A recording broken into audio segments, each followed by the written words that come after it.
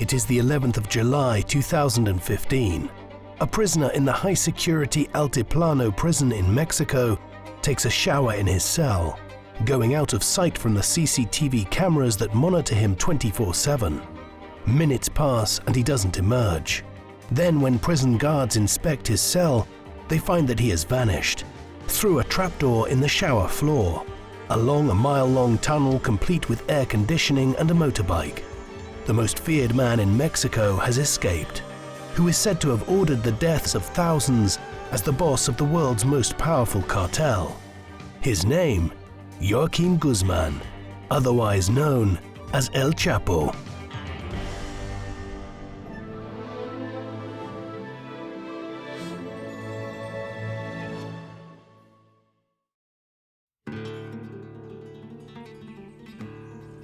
The man known to history as Joaquín Archibaldo Guzmán Loera, or El Chapo, was born on the 4th of April 1957 in the small hamlet of La Tuna, located in the Sinaloa region of Mexico.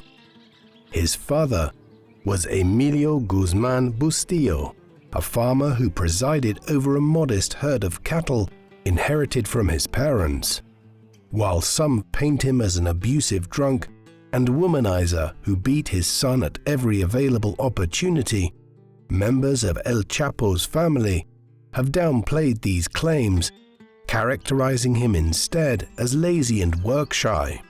In contrast, his mother, Maria Consuelo Loera Perez, was well known for the hard work she put in tending to the family's small herd and raising her 7 children, a work ethic that her son would later take after.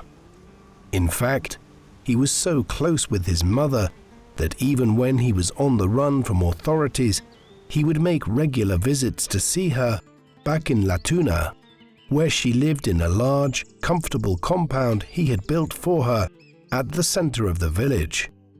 With Bustillo, she would give birth to his 2 sisters, Armida and Bernarda, and his 4 brothers Miguel Ángel, Aureliano, Emilio, and Arturo.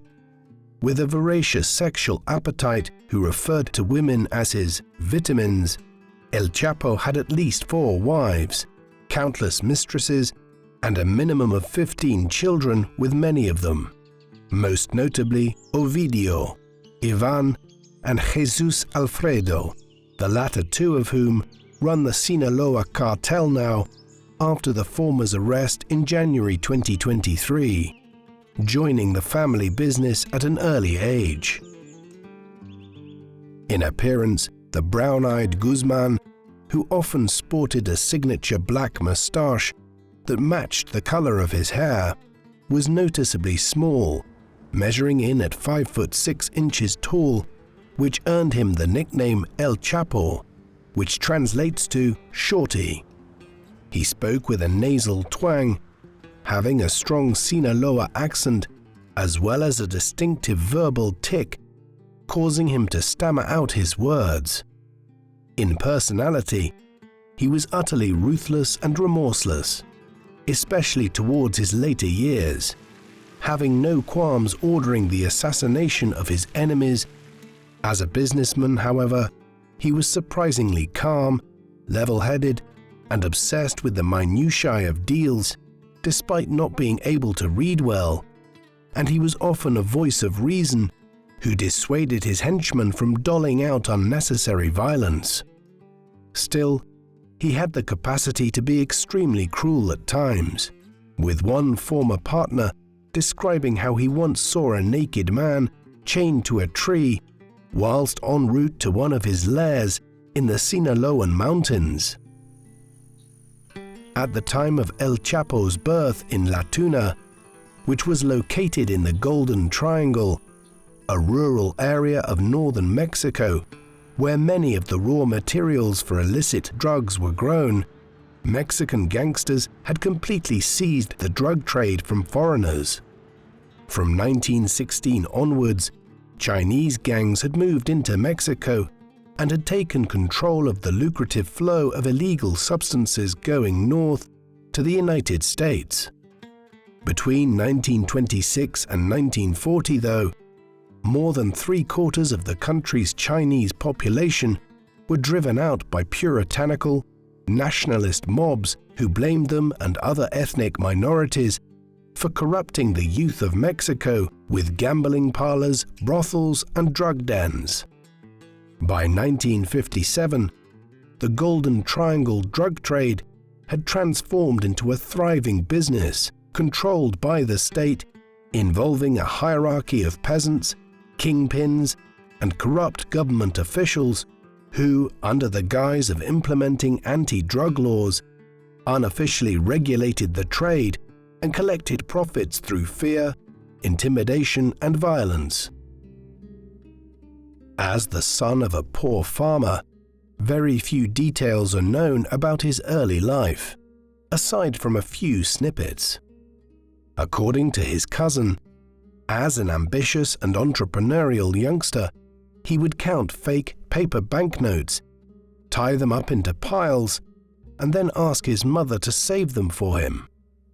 It was at around the same age that he would also first enter business, selling oranges to people along a stretch of windy road between La Tuna and a nearby hamlet. Ever eager to make an impression, on Sundays he would bedeck himself in fake gold chains when visiting family members and friends, with the cheap material often giving his skin a greenish tint. When he wasn't being a mini entrepreneur, Guzmán could usually be found either playing volleyball or helping his parents out with the cattle. His early life, however, was not all fun and games. As a young man, he would experience firsthand the brutality of the government when they wanted to reassert their power over the fiercely independent farmers at the bottom of their narcotic networks.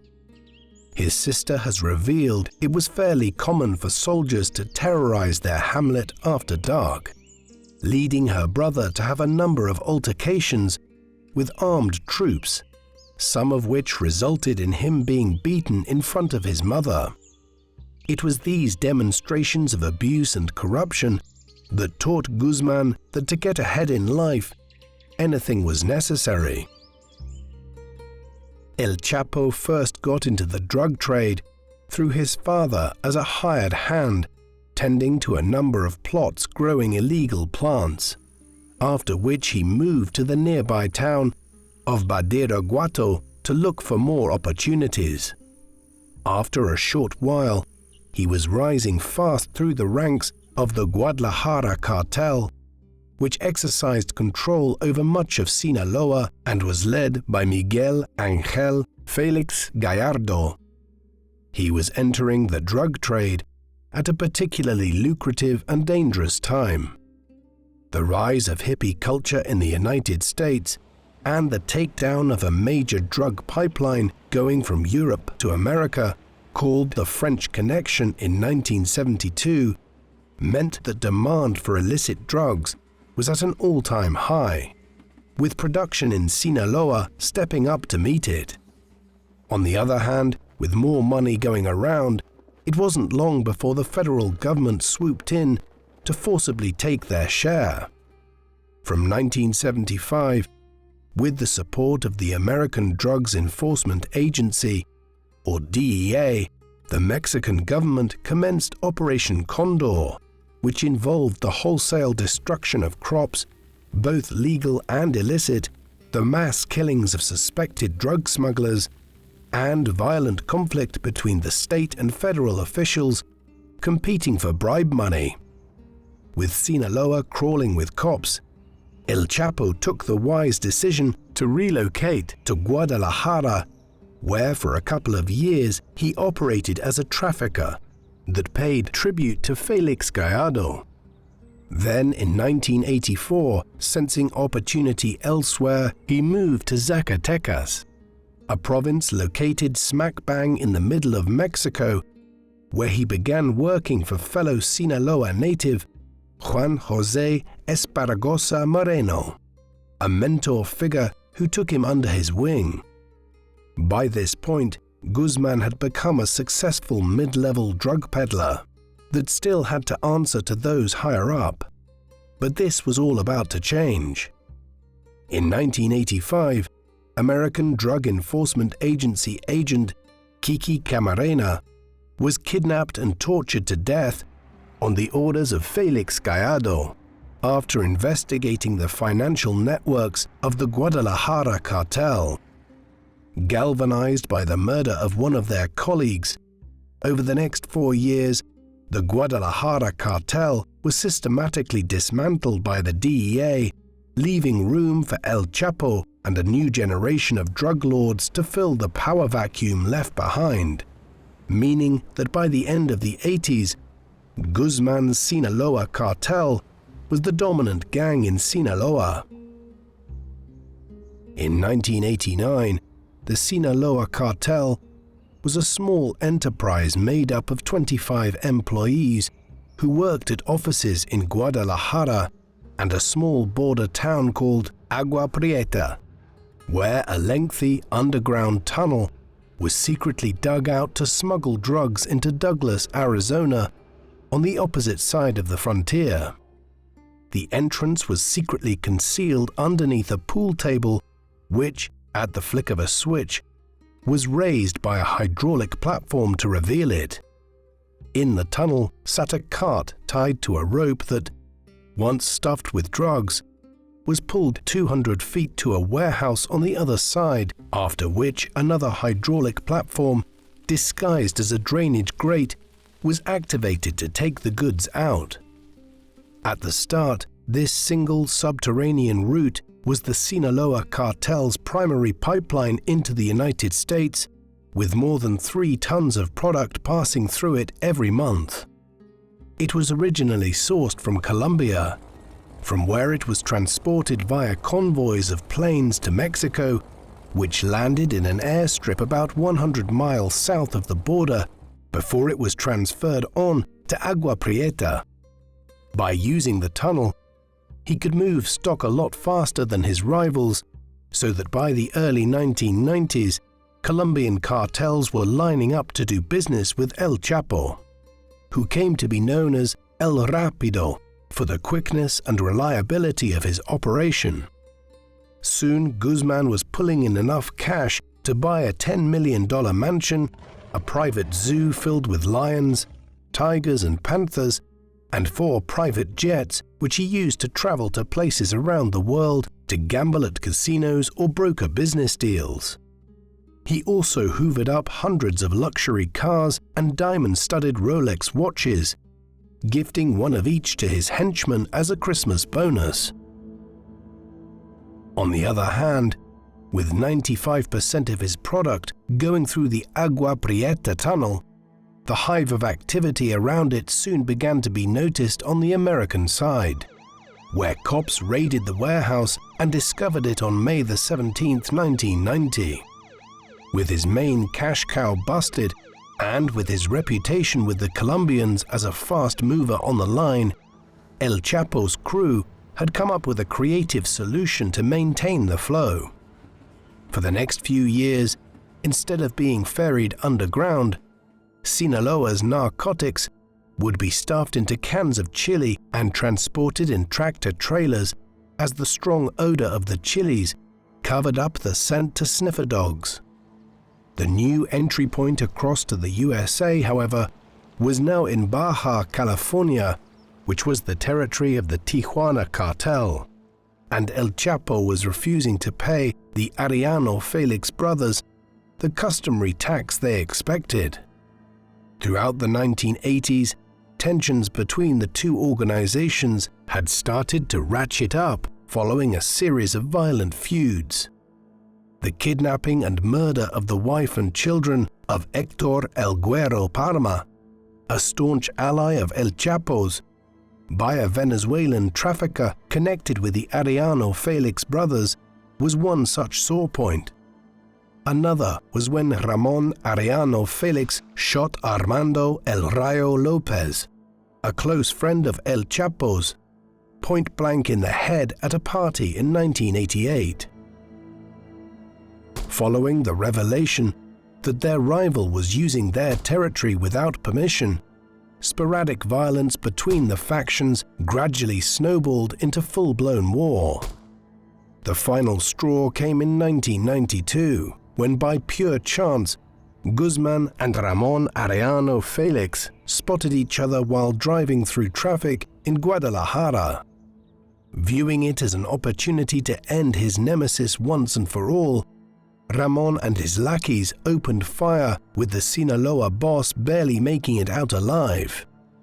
He reacted in November 1992 by sending gunmen to the seaside resort town of Puerto Vallarta, where Ramon and his associates were partying in a nightclub. But the intended target managed to escape death after being tipped off.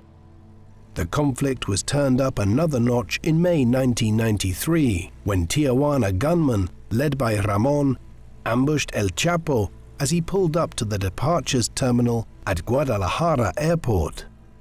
After his car was sprayed with bullets, Guzman grabbed a suitcase of cash, ran to the terminal door for cover, and then, after slipping and spilling money everywhere, hurriedly stuffed it back into the suitcase before running to the far side of the airport.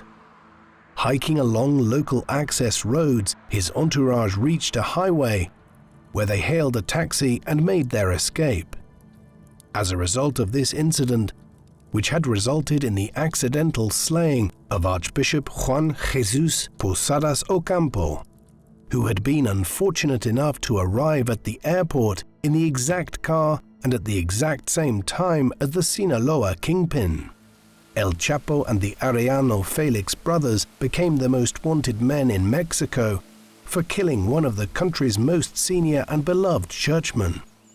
Before long, a bounty of $5 million was placed on them, and their faces were plastered on every television screen in the country. After lying low in Mexico City, Guzman made his way down to Guatemala en route to El Salvador, where he had business matters to attend to. However, shortly after arriving in Guatemala, he was arrested and swiftly handed over to Mexican authorities, who transferred him to a prison just outside of Mexico City in Almoloya de Juarez, where he was handed a 20-year sentence for drug trafficking, bribery, and the murder of Archbishop Ocampo, before being sent to a maximum security prison on the outskirts of Guadalajara called Puente Grande. Almost immediately, he got to work bribing prison officials to make his stay much more comfortable. Soon he was joined by a personal chef who prepared any meal that he wanted, be it hamburgers or lobsters. And with the prison warden on the take, he also had access to anything he desired, such as cell phones, new shoes, clothes, and even his wives. Meanwhile, he entrusted the running of his drug empire outside to his trusty second-in-command, Miguel Ángel Martínez, as well as his brother, Arturo Guzmán Loera, better known as El Pollo. At first, they regularly visited their boss in prison to discuss business matters, but this stopped happening after it was discovered that Arellano Felix's gangsters were roaming around Guadalajara, forcing El Chapo to pass on confidential messages via a brother-in-law who visited him frequently. After a pleasant 8 years behind bars, several developments convinced him that it was time to leave. This included the start of an investigation into corruption at Puente Grande that threatened to take away his special perks, in addition to the much more worrying prospect of being extradited to the USA, where he was sure to spend the rest of his life in an American jail. On the 18th of January 2001, the Supreme Court of Mexico signed a decree that would make it much easier for Mexican criminals to be transferred to the USA, prompting him to pull off his escape the next day. At 8 p.m. on January the 19th, Guzman climbed into a laundry cart and held his breath as he was wheeled through 8 different security checkpoints to the prison gates by a guard nicknamed El Chito. Emerging outside, the fugitive clambered out of the cart and threw himself into the trunk of a car, which El Chito drove to the final security check, where, after a brief sweep of the car's interior, he was allowed to exit. Next, he was driven to a temporary hideout and then bundled into a helicopter that took him to a place just outside of Mexico City, where he was picked up by one of his closest allies, Ismael Mario Zambada Garcia, better known as El Mayo.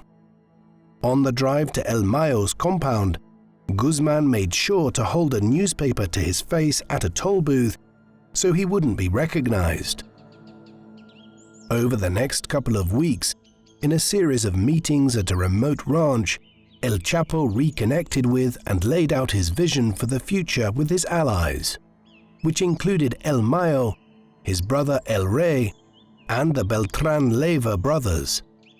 After this, he re-established a base of operation in the Sinaloa mountains, reinvesting much of the profits into other drugs. Having sorted out the commercial side of his criminal enterprise, he now planned to exact revenge on a man that had nearly ended him twice. In February 2002, Tijuana Cartel enforcer Ramon Arellano Felix was shot by police working for El Mayo after being pulled over for a traffic violation. Then the next month, the DEA helped him out by arresting Benjamin Arellano Felix, marking the downfall of the Tijuana Cartel.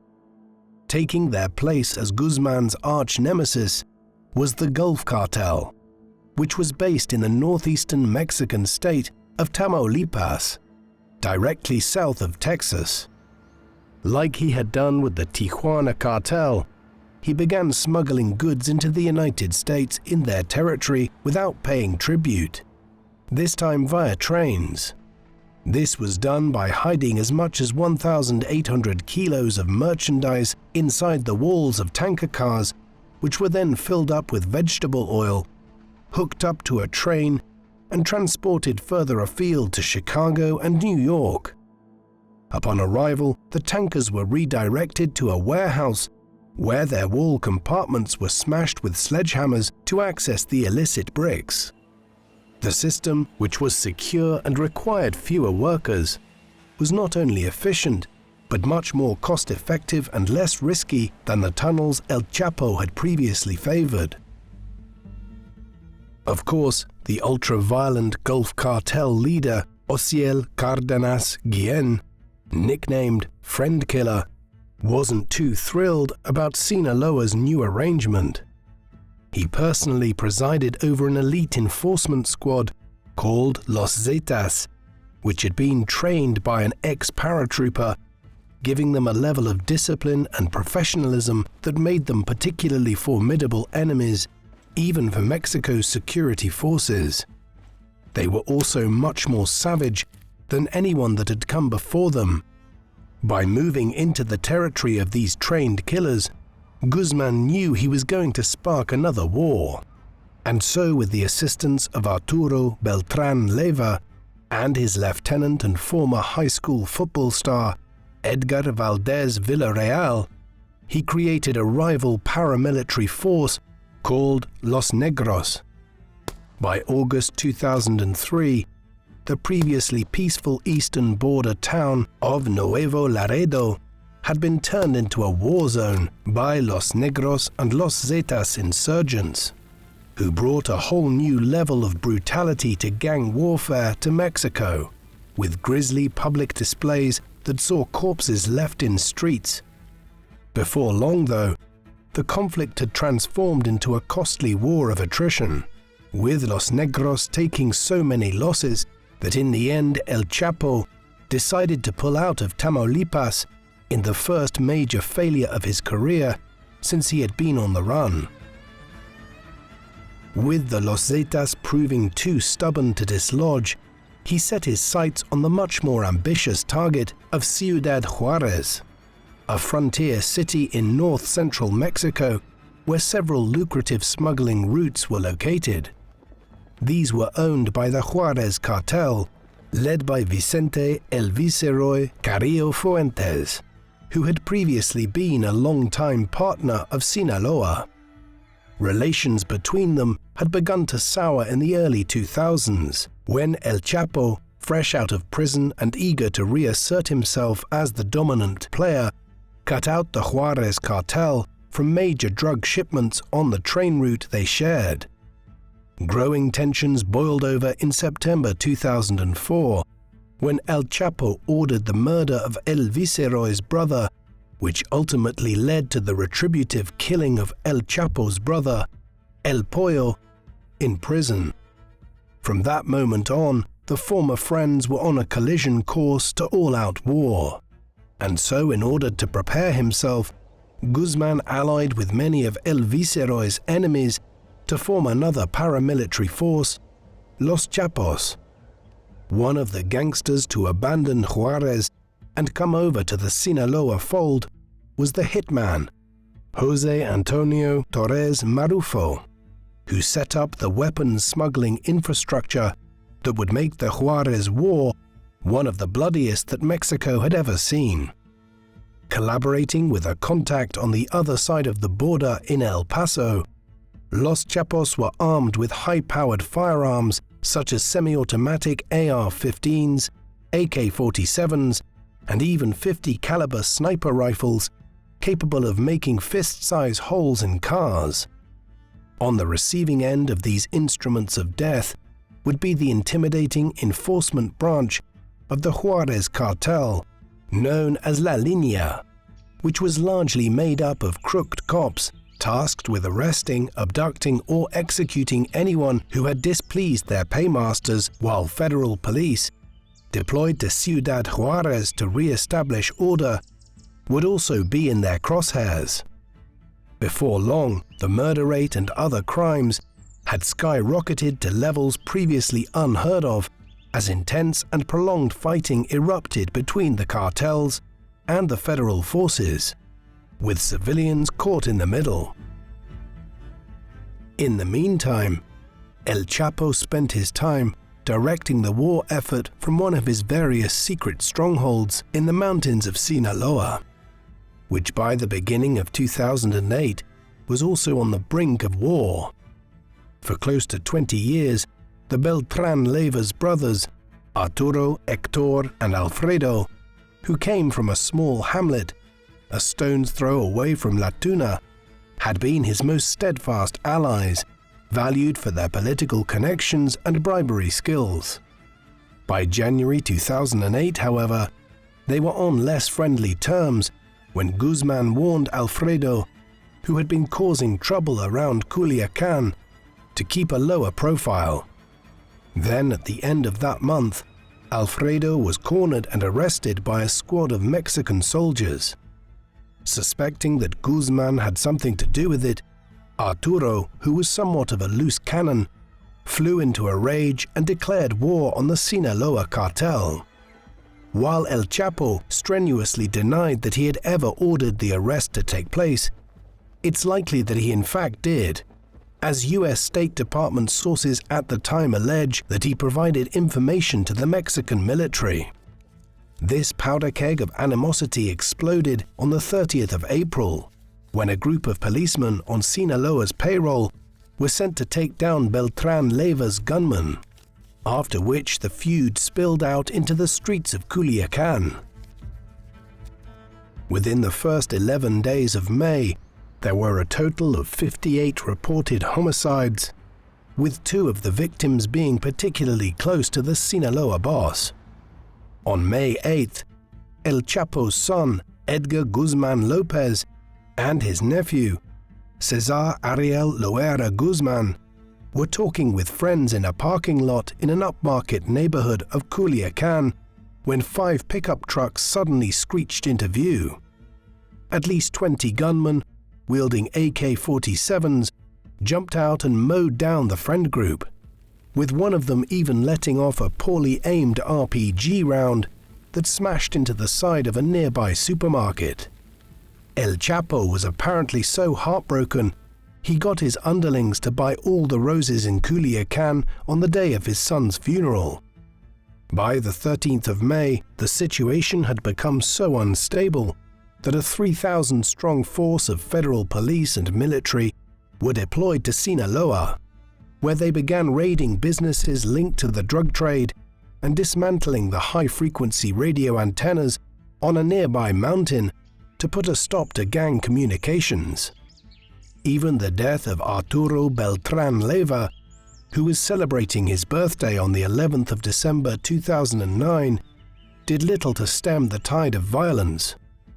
That evening, acting on a tip, a Mexican SWAT team stormed the compound where the lavish party was being held. When Arturo escaped, they tracked him down a few days later to another property where he died in a blizzard of gunfire, with control of his faction passing over to Héctor Beltran Leyva, who continued to go on the offensive against Sinaloa. In the meantime, while war raged in Tijuana, Sinaloa, and Juarez, El Chapo was looking to streamline his communication setup so he could more easily and quickly attend to his various international business interests. Ever since he had fled to the mountains following his 2001 jailbreak, he had been constantly moving between half a dozen hideouts spread across Sinaloa and the neighboring state of Durango. In addition to a couple of maids, a secretary and an assistant, he was accompanied by an entourage of about 50 bodyguards, some of whom were equipped with .50 caliber machine guns to take down helicopters. His typical daily routine consisted of waking up at noon and then receiving a list of messages from his secretary, which he answered for the rest of the day. Responses he sometimes made while walking through the mountains with a .38 caliber pistol in his holster and an AR-15 slung over his shoulder. In the event that the army was detected nearby, he was spirited away to another safe house, which sometimes required him to hike and sleep rough in the mountains for several days. Each of his bases had a plasma screen TV, a large array of DVDs, as well as a couple of basic amenities such as a washer, dryer and refrigerator, as anything more luxurious was bound to draw unwanted attention. One of the biggest drawbacks of living in the mountains, however, was the poor internet reception, which was not ideal for an international drug smuggler. In order to fix the issue, El Chapo was recommended an IT technician called Christian Rodriguez, who worked for one of his Colombian allies, the Cifuentes family. In 2008, after being flown to a makeshift airstrip in a rickety Cessna plane, Rodriguez helped set up an internet cable that ran from Culiacan to the mountains and which was then relayed to the hideouts, which were fitted with antenna to pick up the signal.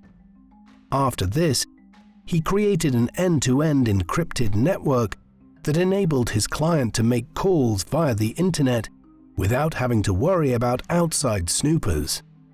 Following this, Guzmán, who was growing increasingly paranoid about those in his inner circle following the defection of some of his high-level lieutenants to the Beltran Leyvas, asked the whiz kid if it was possible to install spyware on the phones of his employees.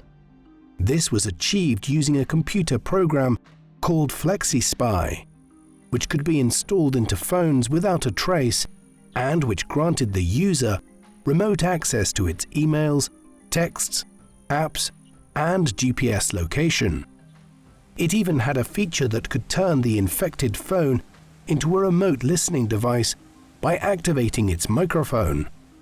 In order to keep tabs on those closest to him, El Chapo gave his girlfriends, associates, and henchmen mobile phones that had been bugged with the FlexiSpy software. With so much information at his fingertips, it quickly became his favorite activity to activate the spyware just after finishing a call with his colleagues on the encrypted line to see what they would say out of earshot. Eventually, he got one of his secretaries to monitor his surveillance network and to report back to him in case he saw or heard anything suspicious.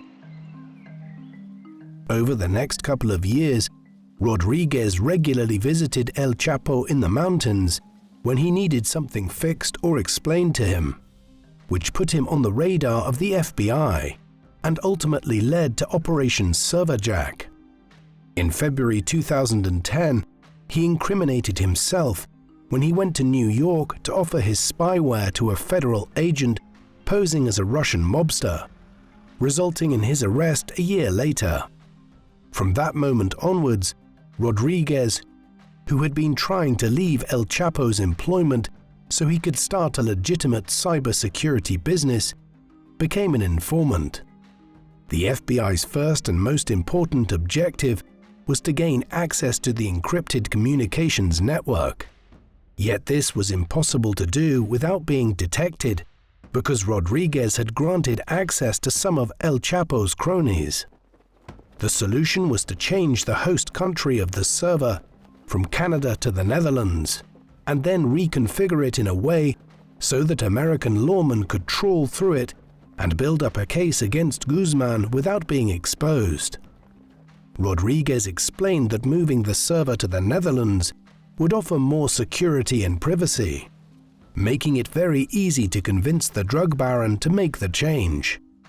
In order for it to go ahead, El Chapo was also told that all of the encrypted phones then in use would have to be replaced, allowing him to make copies of their keys for the FBI, giving them unprecedented access to the inner workings of the Sinaloa Cartel.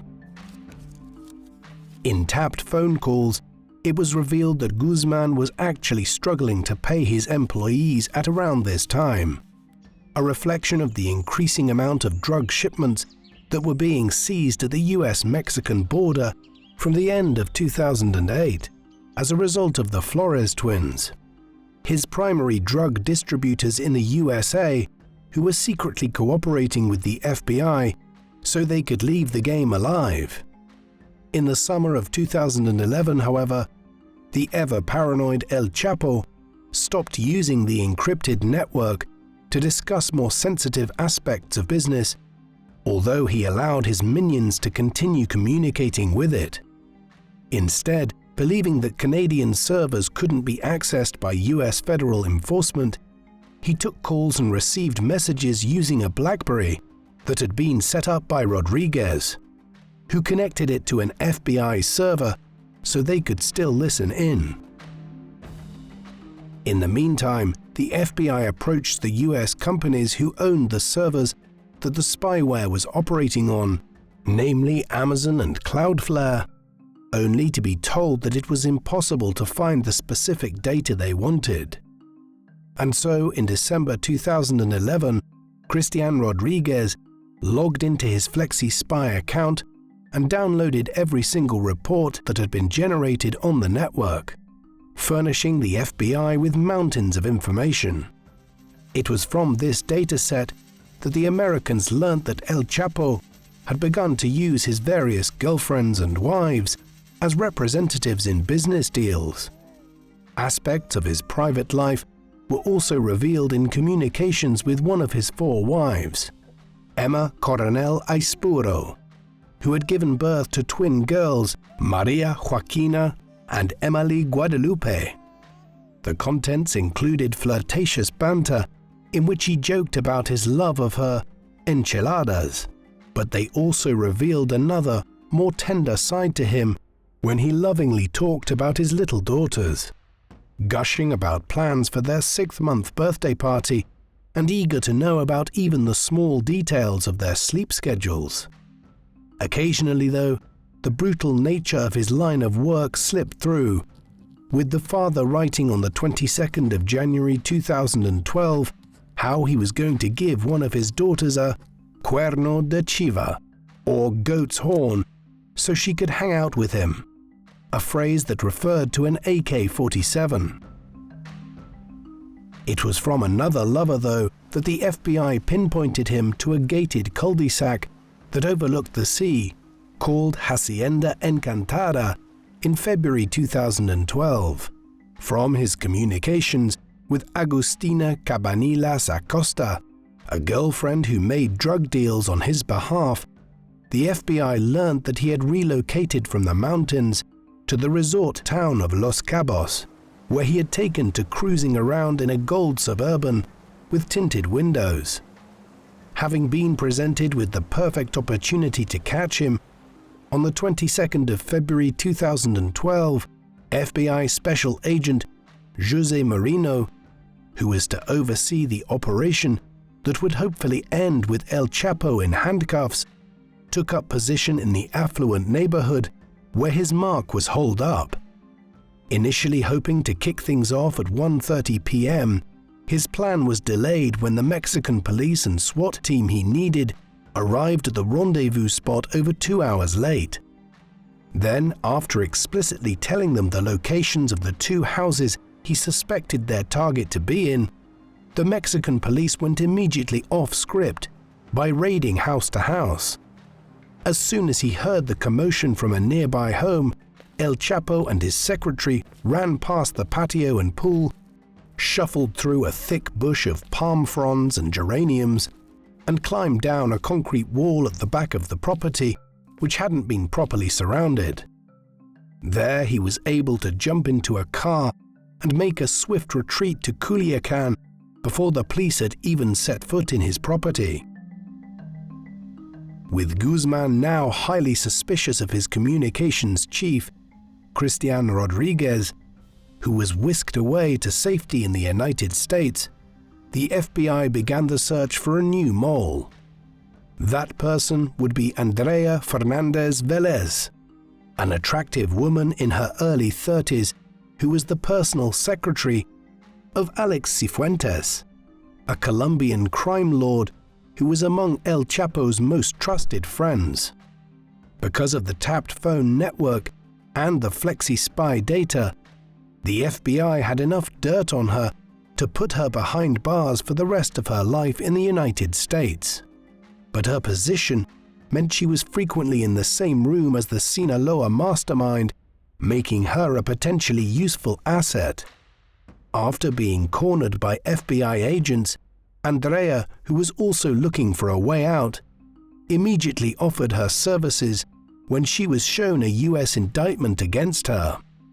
With the Colombian their eyes and ears, she began feeding back information directly to the FBI, who were able to find even more intel by taking advantage of El Chapo's Achilles heel.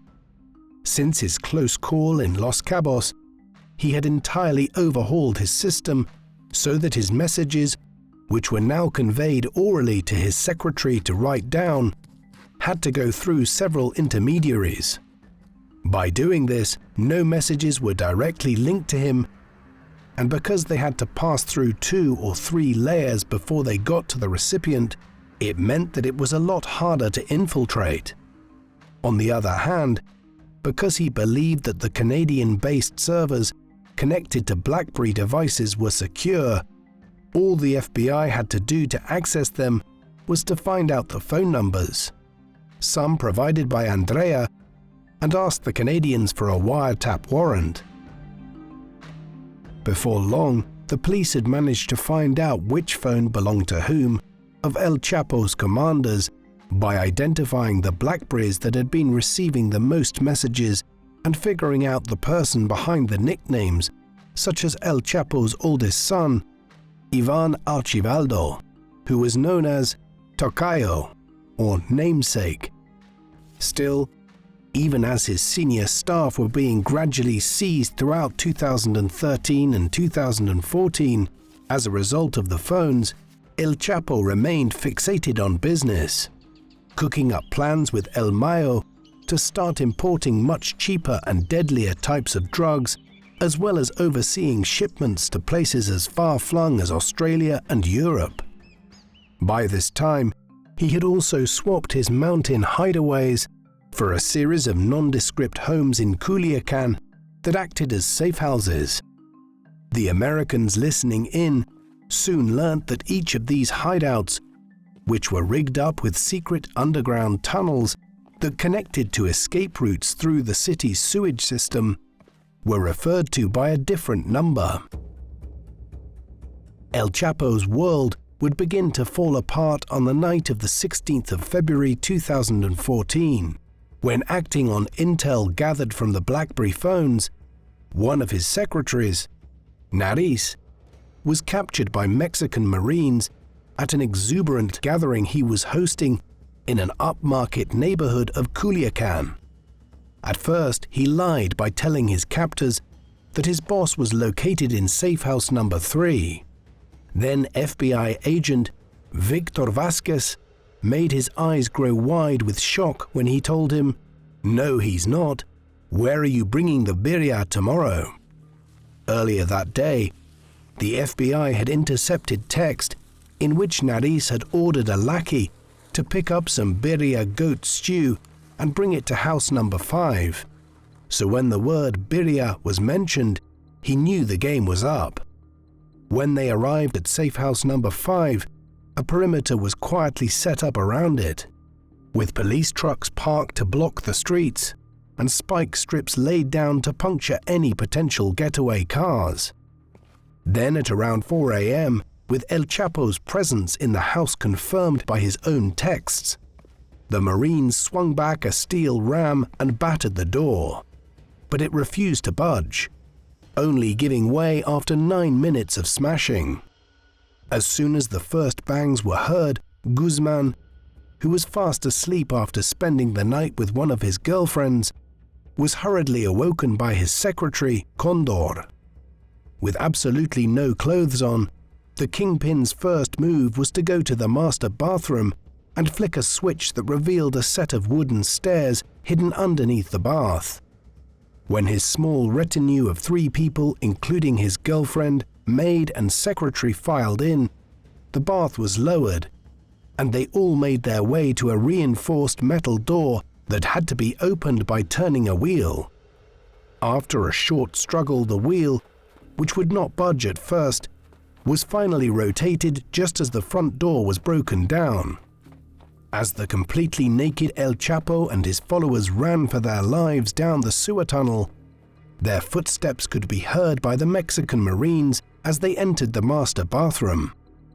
Lifting up the bathtub, they threw a concussion grenade down the stairs for good measure, but they didn't go down the hole for fear that it might be booby-trapped.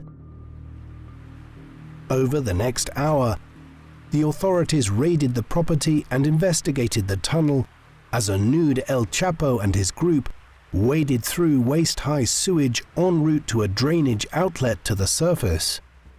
When they emerged, they were picked up by a lieutenant called Picudo, who transported them to another safe house where the boss finally put on some clothes. From there, they got into a car and managed to slip through the military cordon surrounding Culiacan by sunrise, with their destination being the seaside holiday town of Mazatlan. By the evening, though, the police knew where Guzmán had gone after arresting and possibly torturing his getaway driver, Picudo. The next morning, after spending the night at a government safe house, the American operatives and Mexican Marines were driven down to the 12-floored Hotel Miramar, where he was holed up with his young wife, Emma Coronel, their 2 daughters, and Condor. After a systematic sweep of the entire complex, they finally stumbled upon a room on the 4th floor that had been barricaded. Armed with an assault rifle, El Chapo seemed prepared to go down swinging. But when Emma begged the Marines behind the door not to harm their daughters, he changed his mind and surrendered.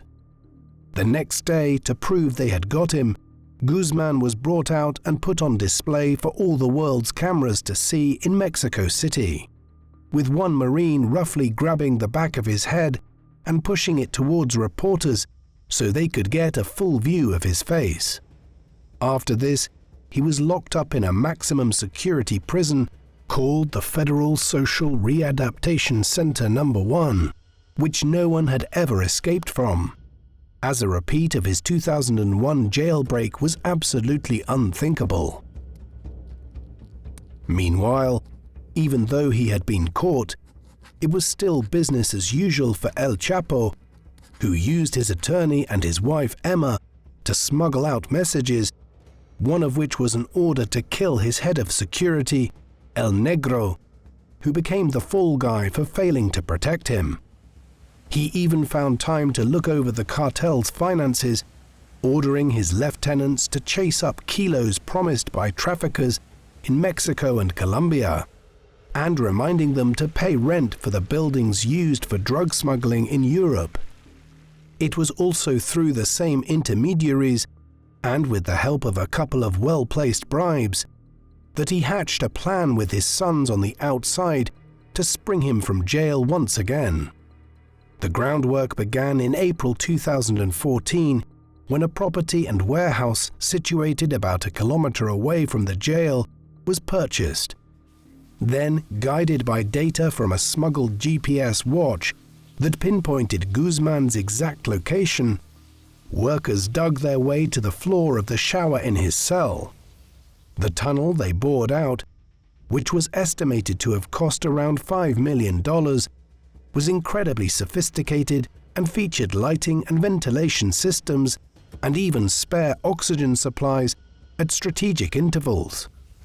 At 8:52 p.m. on the 11th of July 2015, with 24-hour cameras capturing his every move, El Chapo paced up and down his cell and fiddled with something on his shower floor, which was concealed by a waist-high partition. Then he sat down in his bed, took his shoes off, and within 4 seconds he had disappeared down the shower floor.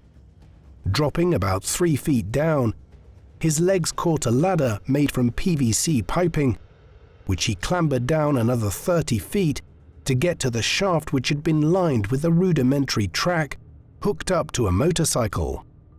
Once on the back of the bike, his rescuer hit the accelerator and the pair zoomed a kilometer down the tunnel at high speed. When they reached the outside, he was picked up on a quad bike and taken away to a waiting SUV, which drove him to an airplane which took him to Sinaloa.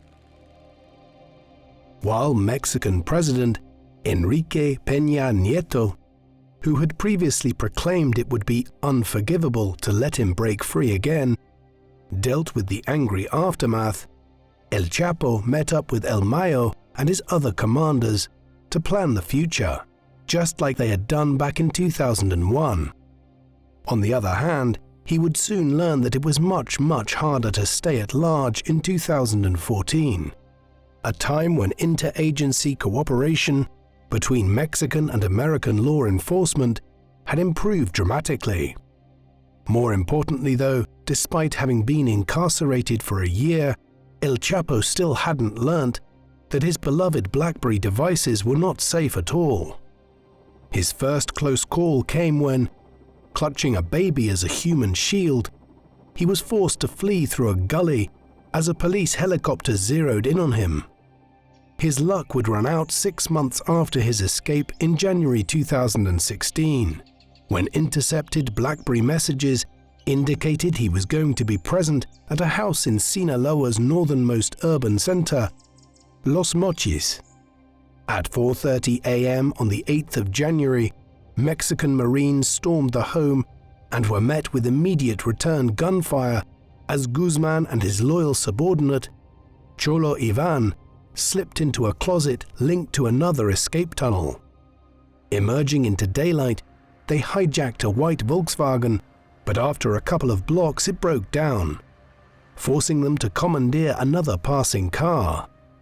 But then, driving about 12 miles southeast of the city, the pair were pulled over at a checkpoint set up by the federal police and identified. Just like that, the world's most famous criminal was caught, and this time there would be no escape. Within days of his arrest, the process of his extradition to the United States was set in motion, as El Chapo attempted to organize yet another tunnel breakout that ultimately failed when he was moved to another prison and when a top prison official refused a $2 million bribe to transfer him back. On the 17th of January 2017, Joaquín Archibaldo Guzmán Loera was escorted to a private jet that whisked him to Long Island MacArthur Airport in Islip, New York, and as the plane touched down, he could be seen peering out of the porthole window with tears in his eyes. On the 17th of July 2019, just before he was sentenced to life in prison plus 30 years, he took to the stand using his last opportunity to speak publicly to complain about his treatment in solitary confinement, during which he argued he had been subjected to 24-hour psychological, emotional, and mental torture. His remarks were met with little sympathy by lead prosecutor Gina Parlovecchio, who simply responded, "Throughout his criminal career, this defendant has not shown one shred of remorse for his crimes. You heard that today." As if to confirm her point, Guzmán turned to his wife Emma and blew her a kiss as Andrea Fernandez Vélez, Alex Cifuentes' personal secretary turned FBI double agent, who was delivering the final word, tearfully recounted how her life had been destroyed upon learning that her ex-employers had ordered a hit on her life. Ignoring everything she said, Guzmán gave his wife a thumbs up and a smile while Andrea spoke, and then he was led out of the courtroom to live out his depressing fate. Currently, El Chapo is locked up in America's most high-security prison, ADX Florence, which one ex-warden has publicly described as worse than death. Nicknamed the Alcatraz of the Rockies, and surrounded by 12 intimidating guard towers, prisoners are left for 23 hours of the day in a 7 by 12-foot cell that has reinforced concrete walls, a tiny window, a shower, a toilet, a small desk stool, a concrete bed with a thin mattress, and a black and white TV that only shows religious and educational programs. However, because of Guzmán's past history of jailbreaks, he has been confined to an even more extreme wing of this infamous correctional facility known as Range 13, where prisoners are typically under 24-hour surveillance and are only allowed 1 or 2 15-minute phone calls a month. Since his move to ADX, El Chapo has repeatedly complained that his living conditions are inhumane. In 2022, his lawyer claimed that he was deprived of access to dental care and water, and the next year, accusing his captors of psychological torment, he sent a message to Mexican President Andrés Manuel López Obrador, begging him to serve out his sentence in Mexico on humanitarian grounds. Most recently, in April 2024, he had a request for phone calls and visits from his wife and their 2 daughters, which was denied. Nowadays, Guzmán spends most of his days preparing a legal case with the virtually impossible aim of getting him released early. This has been made all the more difficult by prison officials who, as of writing, won't allow him to access legal documents for new court motions for fear that he may abuse the privilege to orchestrate another escape. Born into a poor family in Mexico's Golden Triangle, by all accounts, Joaquín Guzmán was an entrepreneurial child, always on the lookout for potential money-making schemes. Selling oranges at first, it wasn't long before he realized that selling drugs was a lot more profitable, prompting him to move to the nearby town of Badiraguato, where his criminal career got off the ground. By the late 1980s, thanks to the destruction of the dominant Guadalajara Cartel, he had assumed control over a sizable portion of his home state as the leader of the Sinaloa Cartel. In those early years, he made his fortune by smuggling wares into the USA through an innovative underground tunnel that allowed him to move drugs much more quickly than his rivals, and when this was discovered, he began using chili cans to hide shipments from border officials in Baja California. The new system, however, meant he was infringing on the territory of the Tijuana Cartel, who tried to kill him on multiple occasions, leading to the first of his 3 wars. It was during one of these assassination attempts that a well-loved Mexican archbishop was accidentally killed, making El Chapo one of the most wanted men in the country and ultimately leading to his first arrest in Guatemala. For the next 8 years, after greasing a few palms, he lived a life of luxury and leisure behind bars, before the prospect of being extradited to the USA compelled him to escape in a laundry cart the next day. After wiping out the rest of the Tijuana cartel, El Chapo aggressively moved into the turf of the Gulf Cartel in the east to secure high-volume train smuggling routes into the USA. The resulting conflict between the expertly trained Los Zetas and his paramilitary force, Los Negros, was one of the most violent on record, representing a significant step up in terms of brutality. In the end, though, the Sinaloa Cartel was beaten back, and so Guzmán set his sights on the smuggling routes of Ciudad Juarez, which were controlled by his former partners, the Juarez Cartel. The resulting conflict was even deadlier than the last one, largely because of the widespread use of military-grade firearms smuggled in from the adjoining American city of El Paso. At the same time, El Chapo was also battling another ex-ally, the Beltran Leyvas, for control of Sinaloa following a breakdown in relations. It was during this turbulent period, when he was fighting 2 wars simultaneously, that he was frequently visited by Colombian cartel technician Christian Rodriguez, who set up an encrypted communications network and installed spyware on all of his employees' phones. His regular trips to the Sinaloa mountains soon caught the attention of the FBI, who turned him into an informant after a sting operation. It was through Rodriguez that American law enforcement were able to wiretap the BlackBerry phones of Guzmán and his lieutenants, who were under the mistaken assumption that their Canadian servers made them secure. Acting on info unknowingly provided by one of his girlfriends, he was nearly caught in Los Cabos before he was finally tracked down and arrested at Hotel Miramar in Mazatlan. After about a year in a Mexican prison, he escaped on the back of a motorcycle, going up an elaborate 1-kilometer tunnel that had been dug to his cell. But within 6 months, having still not realized the danger his BlackBerry phones posed, he was traced to a house in Los Mochis.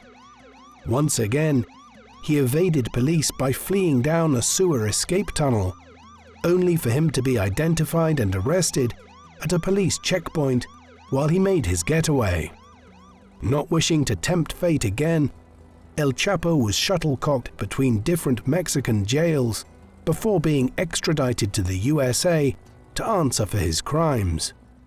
In 2019, after being sentenced to life in prison plus 30 years, he was transferred to America's most secure prison, ADX Florence, where he will spend the rest of his days confined to a tiny, escape-proof cell for 23 hours a day.